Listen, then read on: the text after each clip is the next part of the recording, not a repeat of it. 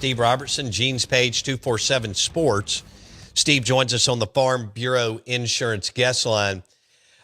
Steve, that was a tough game on Friday for Mississippi State. They were dominated in every phase of the game.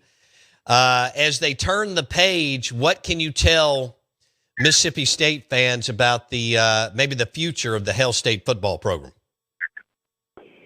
Well, the first thing that's got to happen is you've got to upgrade in every possible venue, right? You've got to upgrade your staff. You've got to upgrade your roster, both sides of the line of scrimmage. I mean, you've got to make a commitment, especially with so much unrest within the league now. I mean, with so many teams now going to be in year one with a new coach and a new administration and a new scheme, you're going to be in year three.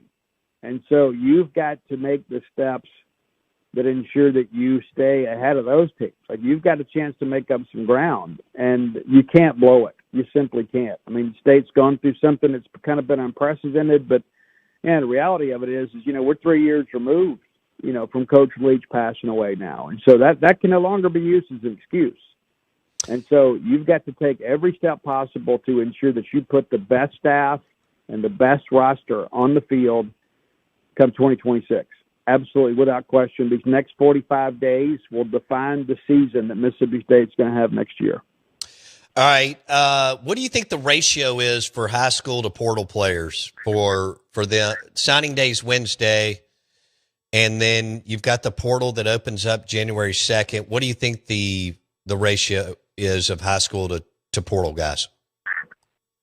Probably maybe close to 50-50 again. I mean, you begin to kind of work through this thing, and there's still some additions the State will make between now and Wednesday. The guys that this close that decide just kind of wait and do it on National Signing Day. So they'll have a couple more, but the portal opens January 2nd, and you don't get a do-over in the spring this year, right? And so I'm interested to see what that does to the portal recruiting season, because of the fact you've got to approach this knowing we don't have the benefit of the spring portal anymore.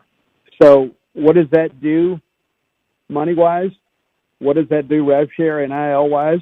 I think you're going to see some big numbers out there, but I think you're also going to see some guys out there, too, that understand there's a lot more competition for these official visits now. And so you're not going to be able to just kind of stretch this thing out and take 7 visits and then, make your decision. I think there's going to be a lot of competition both ways, and I think State's going to be probably more portal reliant this year than they wanted to be. But if you don't put a winning product on the field next year, somebody else will be making those decisions this time next year. All right. Steve Robertson, Gene's Page 247 Sports. Everybody knows about upgrading the trenches and the O-line and D-line. What kind of work are they trying to do here over the next 48 hours going into a signing day that's been devalued considerably the last 3+ years, Steve? Yeah, I think that's fair. And I would say probably more so this year, because I think it took the fans maybe a couple of years to kind of acclimate.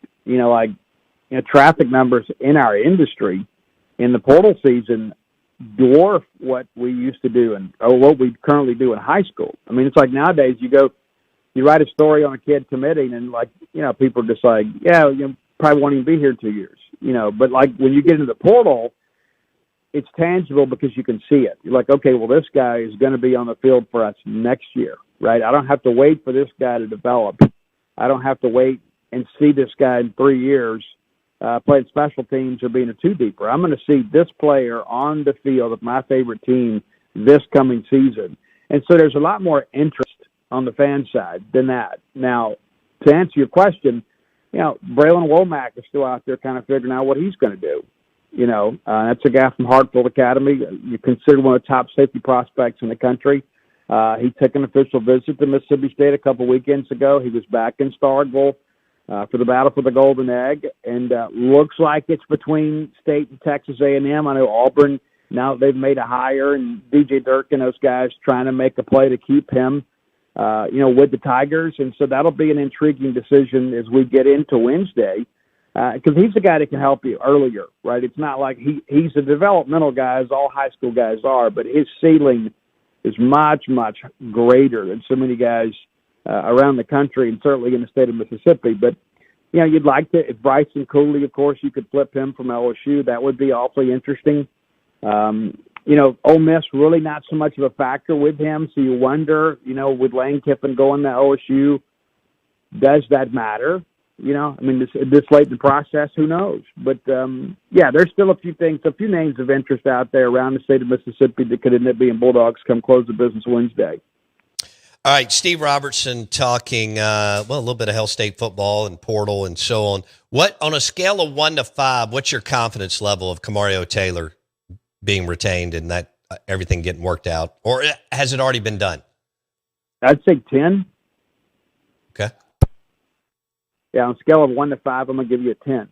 Okay. So, no, I don't think that's going to be an issue at all. And I'll tell you a few reasons why. Number one, he wants to be here. Omar Connor, of course, is his uncle and in many respects a mentor to him.